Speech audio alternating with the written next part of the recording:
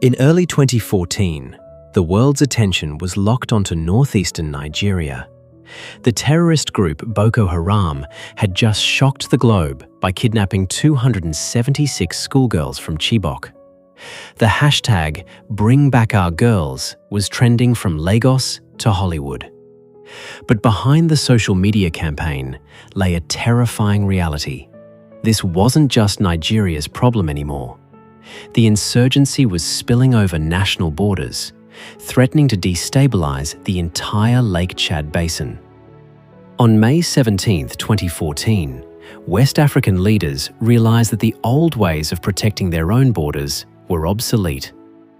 On this day, a historic summit concluded with an unprecedented announcement: a unified, regional, total war.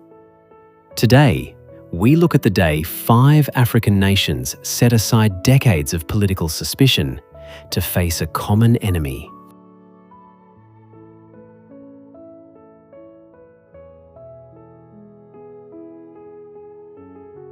For years, West African neighbours had viewed each other's security issues with a degree of hesitation.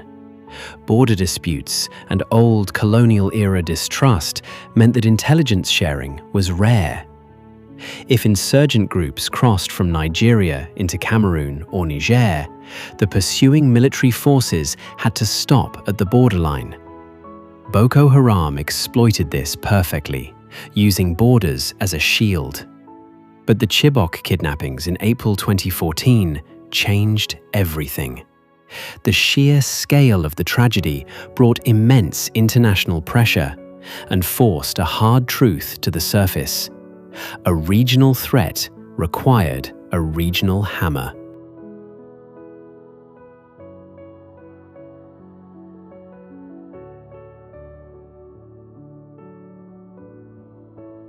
On May 17, 2014, French President François Hollande hosted a crucial security summit. Sitting at the table were Nigerian President Goodluck Jonathan, alongside the leaders of Chad, Niger, Cameroon, and Benin. They didn't just issue a standard diplomatic statement. They signed a pact to launch a coordinated military action plan. It included joint border patrols, a shared intelligence pool, and a mechanism to track the illegal flow of weapons across the Sahel. Chadian President Idriss Déby spoke to the press with absolute clarity, stating that this was a declaration of total war. It was the birth of a revitalized multinational joint task force, MNJTF, a coalition built on the realization that in the 21st century, the security of one African nation is bound to the security of all.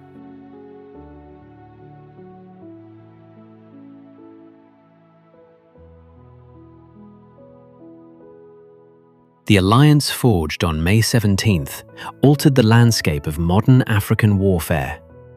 Over the next decade, the MNJTF launched massive joint operations that successfully reclaimed vast territories, liberated thousands of captives, and pushed insurgent forces deep into hiding.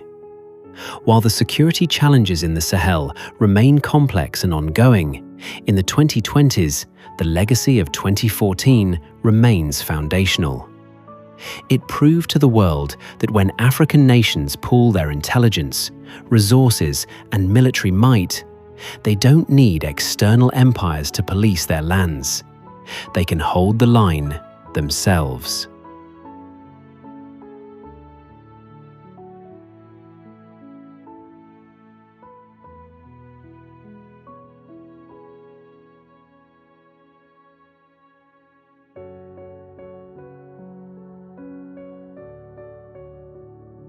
May 17th reminds us that the borders drawn on our maps are nothing compared to the unity of our people when facing adversity.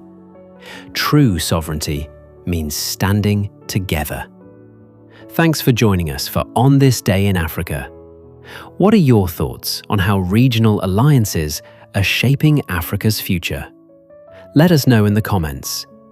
Don't forget to hit like and subscribe for more modern history. See you tomorrow.